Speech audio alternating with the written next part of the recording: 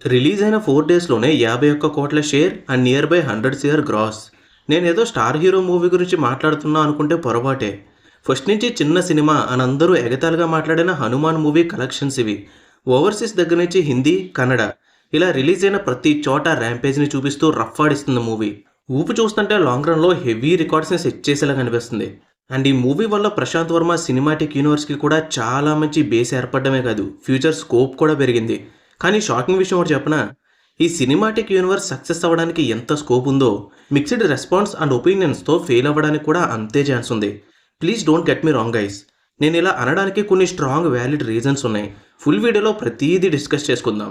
కాబట్టి కంటెంట్ అంతా విన్నాక మీ వాల్యుబుల్ ఒపీనియన్ని నాతో షేర్ చేసుకోండి. సో ఇక లేట్ చేయకుండా వీడియోని స్టార్ట్ చేద్దాం.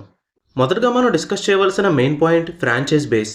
పీవీసీయూలో ఉన్న టోటల్ 12 సూపర్ హీరోస్, 20+ ఫిలిమ్స్ అన్నీ ఒకే యూనివర్స్ అవ్వడం వలన డెఫినెట్గా movie to movie connecting points అనేవి స్ట్రాంగ్గా బిల్డ్ అవుతూ వెళ్తాయి.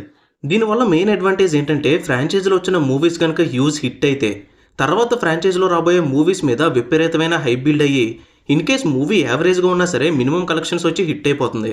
ఎగ్జాంపుల్కి 'హనుమాన్' మూవీ హ్యూజ్ హిట్ అయింది. దీనివలన 'అధీరా' మూవీ కూడా ప్రజెంట్ ఆడియన్స్లో బజ్ బిల్డ్ అవుతుంది. అండ్ మూవీకి కూడా మంచి కలెక్షన్స్ వచ్చే ఛాన్స్ కూడా ఉంది. ఒకవేళ 'అధీరే' కూడా 'హనుమాన్' లాగా హ్యూజ్ హిట్ అయితే దాని తర్వాత వచ్చే ఫిలిమ్స్కి ఇంకా హైప్ వచ్చేస్తుంది. ఇంకా ఈ ఫ్రాంచైజ్ వల్ల వైడర్ ఆడియన్స్ అటెన్షన్ని గ్రాప్ చేయడం, మల్టిపుల్ కంట్రీస్కి ఫ్రాంచైజ్ పాపులారిటీ ఎక్స్ప్లోర్ అవ్వడం లాంటి బెనిఫిట్స్ ఉన్నాయి. బట్ ఇక్కడ అడ్వాంటేజ్ ఎంత ఉందో డిసడ్వాంటేజ్ కూడా అంతే ఉంది. ముందుగా చెప్పినట్లు ఫ్రాంచైజ్లో ఫిలిమ్స్ వరుసగా హిట్ అయితే అదర్ ఫిలిమ్స్కి కూడా హ్యూజ్ కలెక్షన్స్ వస్తాయి. బట్ అదే వరుస ఫిలిమ్స్ కనుక ఫ్లాప్ అయితే ఆ ఫ్రాంచైజీలో వచ్చే మంచి మంచి మూవీస్ మీద ఉన్న అంచనాలు కూడా తగ్గిపోయి హిట్ అవ్వాల్సిన మూవీకి కూడా మినిమం కలెక్షన్స్ రావు. దీనికి బెస్ట్ ఎగ్జాంపుల్ మార్వెలే. ఎండ్ గేమ్ తర్వాత వచ్చిన ప్రాజెక్ట్స్లో చాలా వరకు ఫ్లాప్స్ అవడం వలన ఆ ఎఫెక్ట్ నెక్స్ట్ మూవీస్ మీద పడి మంచి కలెక్షన్స్ రావాల్సిన మూవీస్ కూడా యావరేజ్గా ఆడుతున్నాయి. అదే యావరేజ్ మూవీస్కి అయితే మినిమం కలెక్షన్స్ కూడా రావట్లేదు. సో నేను చెప్పేది ఏంటంటే, సరిగ్గా కేర్ తీసుకోకపోతే ఇదే సిచ్యువేషన్ పీవీసీయూ కూడా ఫేస్ చేయాల్సి వస్తుంది. సరే, moving to the next point, different directors and visionaries. Prashanth Varma garu already చెప్పారు, నా యూనివర్స్లో వచ్చే అన్ని ఫిలిమ్స్ని నేను ఒక్కనే డైరెక్ట్ చెయ్యను, మల్టిపుల్ డైరెక్టర్స్ ఉంటారు అని. యాక్చువల్గా ఇలాంటి డెసిషన్ వల్ల ఒక ప్రాబ్లం ఉంది. ప్రతి డైరెక్టర్ విజన్ ఒకేలా ఉండదు. ఇప్పుడు ప్రశాంత్ వర్మ మైండ్లో ఉన్న విజన్ని ఎగ్జాక్ట్గా 'హనుమాన్' మూవీలో పోర్ట్రే చేసి చూపించాడు. బట్ ఒక డిఫరెంట్ డైరెక్టర్కి ప్రాజెక్ట్ని అప్పగించినప్పుడు ఆ డైరెక్టర్కి ఉన్న విజనరీతో మూవీని తీస్తాడు. అది ప్రశాంత్ వర్మ అనుకున్న విజువల్కి మ్యాచ్ అవ్వచ్చు, అవ్వకపోవచ్చు. ఇలాంటి ప్రాబ్లమ్స్ ఎంసీయూ, డీసీ లాంటి మెయిన్ స్టూడియోస్ కూడా ఫేస్ చేశాయి. In case new director idea ఫ్రాంచైజ్లో సెట్ అయిందంటే ఓకే, అదే సెట్ అవ్వకపోతే ఆ ఎఫెక్ట్ ఎంటైర్ ఫ్రాంచైజ్ మీద పడుతుంది. ఇలాంటి ప్రాబ్లం రాకుండా ఉండాలంటే ప్రశాంత్ వర్మ ఎవ్రీ మూవీ విషయంలో కూడా స్పెషల్ కేర్ తీసుకుని అబ్జర్వ్ చేస్తూ ఉండాలి. ఇక next one, PVCU entire universe full based on our Hindu mythology and gods. అంటే పీవీసీయూలో వచ్చే ప్రతి మూవీ కూడా మన పురాణాలను బేస్ చేసుకునే ఉంటుంది. అండ్ ఫ్రాంచైజ్ హీరోస్ కూడా పవర్ఫుల్ గాడ్స్ని రిప్రజెంట్ చేసే విధంగానే ఉంటారు. లైక్ హనుమంతుకి హనుమాన్, అధీరాకి ఇంద్ర, ఇలా అనమాట.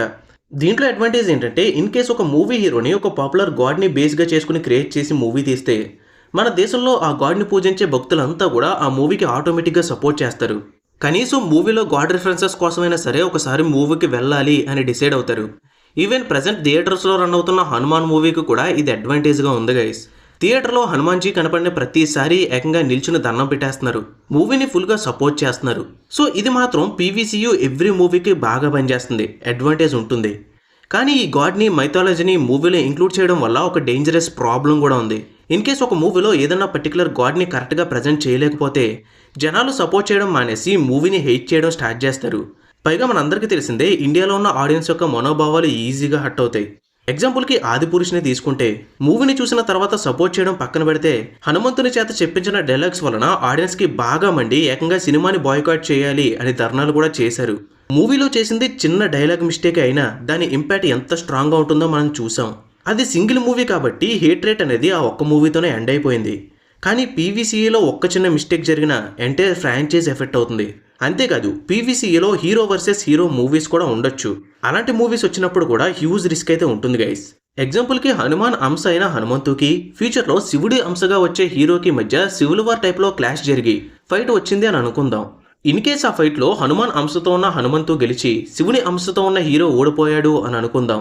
ఇప్పుడు శివ గాడ్ సపోర్టర్స్ అంతా కూడా కలిసి శివుడి హీరో ఓడిపోవడం ఏంటి అంటే, శివ హనుమాన్ కన్నా వీకా అని డైరెక్టర్గా గాడ్స్ని లింక్ చేసి ఆర్గ్యూ చేస్తారు. కాబట్టి గాడ్స్ అండ్ మైథాలజీ విషయంలో చాలా కేర్ఫుల్గా ప్లానింగ్ చేసుకోవాలి. డైలాగ్స్ దగ్గర నుంచి స్క్రీన్ ప్రెజెన్స్ వరకు అంత పర్ఫెక్ట్గా ఉండాలి. ఫైనల్గా ఒక్క విషయం, నేను చెప్పే ప్రతి పాయింట్లోనూ అడ్వాంటేజెస్ ఉన్నాయి, డిసడ్వాంటేజెస్ కూడా ఉన్నాయి.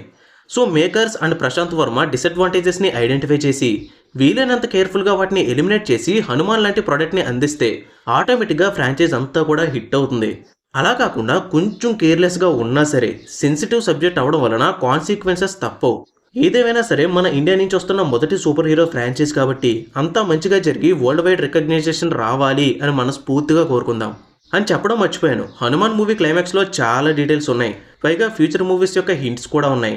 లైక్ అసుర దళం ఎవరు, జై హనుమాన్ స్టోరీ ఏంటి, హనుమంతుకి అధీరా అండ్ మిగిలిన సూపర్ హీరోస్ ఎలా హెల్ప్ చేస్తారు, ఇలా చాలా ఉన్నాయి. వాటి గురించి తెలుసుకోవాలంటే పైన కనిపిస్తున్న వీడియోని క్లిక్ చేసి చూసేయండి, క్లారిటీ వచ్చేస్తుంది. ఫైనల్గా thank you for watching guys.